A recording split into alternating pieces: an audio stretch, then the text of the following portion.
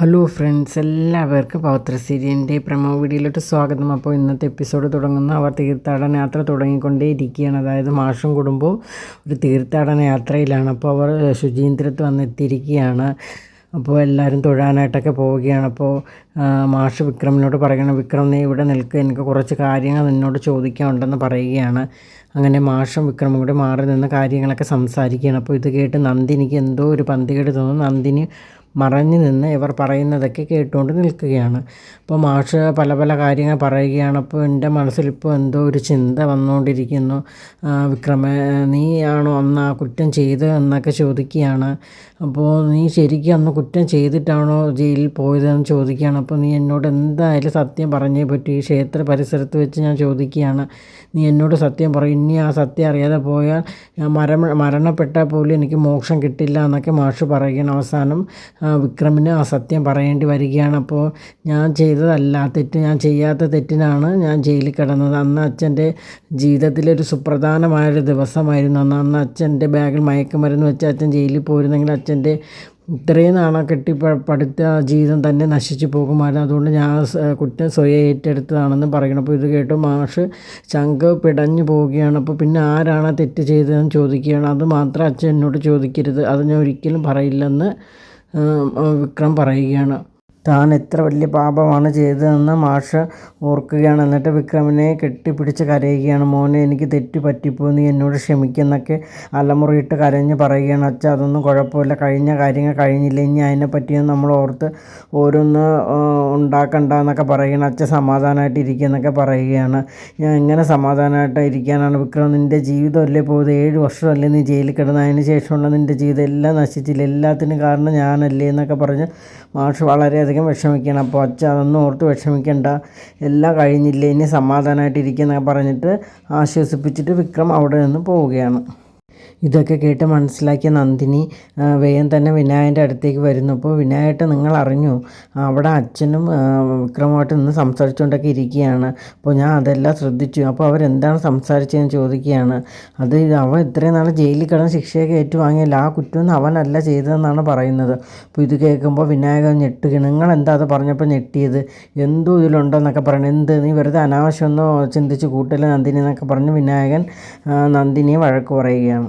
എന്നാലും വിക്രം ചെയ്യാത്ത തെറ്റിൻ്റെ പേര് ഇത്രയേറെ അനുഭവിച്ചില്ല, എന്നെ കേട്ടപ്പോൾ വിഷമം തോന്നിയെന്നൊക്കെ നന്ദിനി പറയുകയാണ്. അപ്പോൾ വിനായകൻ്റെ മുഖമൊക്കെ അങ്ങ് മാറുകയാണ്. എത്രയായാലും തൻ്റെ സ്വന്തം അനിയനല്ലേ. അപ്പോൾ വിനായകട്ട്, നിങ്ങൾ സത്യം പറഞ്ഞു, നിങ്ങൾക്ക് ഇതിൽ എന്തെങ്കിലും പങ്കുണ്ടോ, നിങ്ങളെ മുഖം കണ്ടാൽ അറിയാമെന്നൊക്കെ പറഞ്ഞ് നന്ദിനി വിനായകനെ പ്രകോപിതനായിക്കൊണ്ടിരിക്കുകയാണ്. അപ്പോൾ വിനായകൻ എല്ലാ കാര്യങ്ങളും പറയുകയാണ്. അതേ നന്ദിനി, എനിക്ക് തെറ്റുപറ്റി, ഞാനാണ് എന്നാ തെറ്റ് ചെയ്തത്, അച്ഛൻ്റെ ബാഗിൽ മയക്കുമരുന്ന് വെച്ച ഞാനാണ്.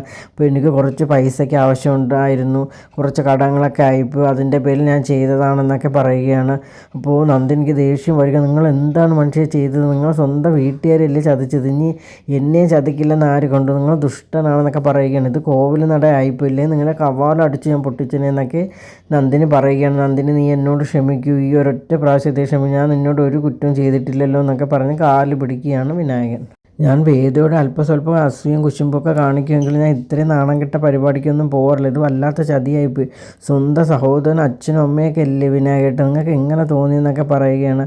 ഞാൻ പറഞ്ഞില്ലേ നന്ദിനി, എൻ്റെ അന്നത്തെ സാഹചര്യത്തിൽ ഞാൻ ചെയ്തു പോയതാണ്, എന്നോട് ക്ഷമിക്കുക എന്നൊക്കെ പറയുകയാണ് വിനായകൻ. അപ്പോൾ അതൊക്കെ കഴിഞ്ഞ ശേഷം വേദയും കമലയും കൂടെ അവിടെ എല്ലാം തൊഴുത ശേഷം തിരിച്ച് ഇറങ്ങുകയാണ്. അപ്പോൾ കമല വേദയോട് ചോദിക്കുകയാണ്, അപ്പോൾ മോളെ, അപ്പോൾ ഇനിയെങ്കിലും നമ്മുടെ വിക്രമിൻ്റെ മാറ്റങ്ങളൊക്കെ വരുമെന്ന് എനിക്കറിയില്ല, അപ്പോൾ എന്തായാലും ഞാൻ ഒരു തീരുമാനം മോളോട് പറയട്ടെ, അപ്പോൾ ഇപ്രാവശ്യം മല ചവിട്ടി വിക്രം വരുമ്പോൾ നിങ്ങളൊരു പുതിയ ജീവിതം തുടങ്ങണം, എത്ര നാളാണ് ഇങ്ങനെ മറ്റുള്ളവരുടെ മുമ്പിൽ ഭാര്യയും ഭർത്താവായിട്ട് അഭിനയിച്ച് ജീവിക്കുന്നതിന് യാഥാർത്ഥ്യമായിട്ട് നിങ്ങൾ ജീവിക്കുമെന്നൊക്കെ പറയുകയാണ് കമല. അപ്പോൾ എല്ലാം ശരിയാവും അമ്മ സമാധാനമായിട്ടിരിക്കുന്നൊക്കെ പറഞ്ഞ് വേദ കമല ആശ്വസിപ്പിക്കുകയാണ്.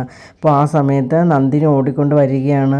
അച്ഛൻ അവിടെ ശയനപ്രദക്ഷിണം നടത്തുകയാണ്. അപ്പോൾ ശയനപ്രദക്ഷിണം അതിൻ്റെ കാര്യമൊന്നും അച്ഛൻ പറഞ്ഞില്ലല്ലോ, എന്ത് പറ്റി പെട്ടെന്ന്, നേരത്തെ അവിടെ വിക്രമും അച്ഛനുമായിട്ടൊക്കെ സംസാരിക്കുകയും കെട്ടിപ്പിടിക്കുകയും കരച്ചിലൊക്കെ ആയിരുന്നു, അതിൻ്റെ ബാക്കിയാണെന്ന് തോന്നുന്നു, അമ്മ പെട്ടെന്ന് വരാനായിട്ട് പറയുകയാണ്. അപ്പോൾ കമല പറയുകയാണ്, വേദ പെട്ടെന്ന് എന്നെ വിക്രമിനെ വിളിച്ചു അങ്ങോട്ടേക്ക് വരാനായിട്ട് പറയുകയാണ്.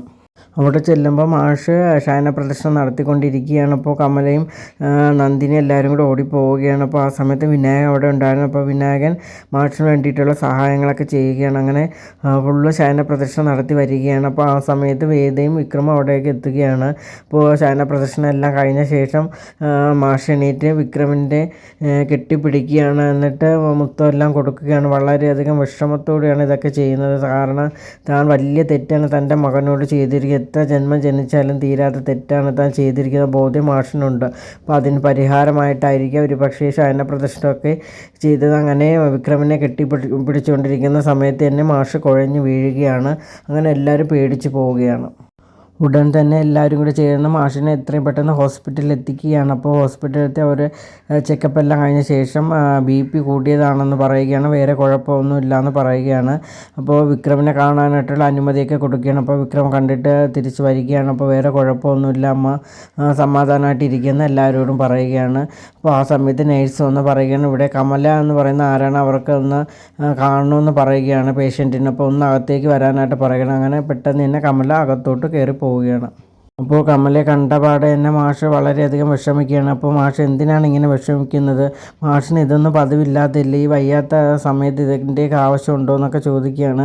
ഞാൻ എത്ര ജന്മം ചെയ്താലും തീരാത്ത പാപമാണ് കമല ചെയ്തിരിക്കുന്നതെന്ന് മാഷ് പറയുകയാണ്. മാഷ് എന്തൊക്കെയാണ് പറയുന്നത്, എനിക്കൊന്നും മനസ്സിലാവില്ല എന്ന് കമല പറയുകയാണ്.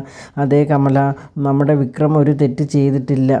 ഞാൻ അവനെ വെറുതെ തെറ്റിദ്ധരിച്ചതാണ്. അന്ന് എൻ്റെ ബാഗിൽ മയക്കുമരുന്ന് വെച്ചത് അവനല്ല. ചെയ്യാത്ത കുറ്റത്തിന് 7 വർഷമാണ് എൻ്റെ കുട്ടിയുടെ ജീവിതം പോയത്.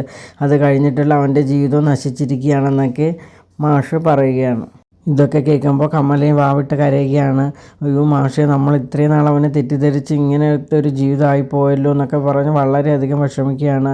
അപ്പോൾ എന്തായാലും മാഷേ, നമ്മളിപ്പോഴെങ്കിലും സത്യമെല്ലാം തിരിച്ചറിഞ്ഞല്ലോ, നമ്മൾ മരണപ്പെട്ടിട്ടാണ് എങ്കിൽ ഇതൊന്നും അറിയുമായിരുന്നു. അപ്പോൾ ദയവായിട്ട് നമ്മുടെ കുട്ടിയുടെ മനസ്സ് കണ്ടറിഞ്ഞ് നമ്മുടെ ഈ കാര്യം അറിയിച്ചതാണ്. എല്ലാത്തിനും വേദിയോടാണ് നന്ദി പറയേണ്ടതെന്ന് കമല പറയുകയാണ്. അപ്പോൾ ഇതോടുകൂടി ഇന്നത്തെ എപ്പിസോഡ് ഇവിടെ അവസാനിക്കുകയാണ്. അപ്പോൾ നിങ്ങൾക്ക് എൻ്റെ വീഡിയോസൊക്കെ ഇഷ്ടമാണെങ്കിൽ എൻ്റെ ചാനലൊന്ന് സബ്സ്ക്രൈബ് ചെയ്യുക. അതോടൊപ്പം തന്നെ ലൈക്ക് ചെയ്യുക, ഷെയർ ചെയ്യുക, നിങ്ങളുടെ വിലയേറിയ അഭിപ്രായങ്ങളൊക്കെ അറിയിക്കുക. താങ്ക്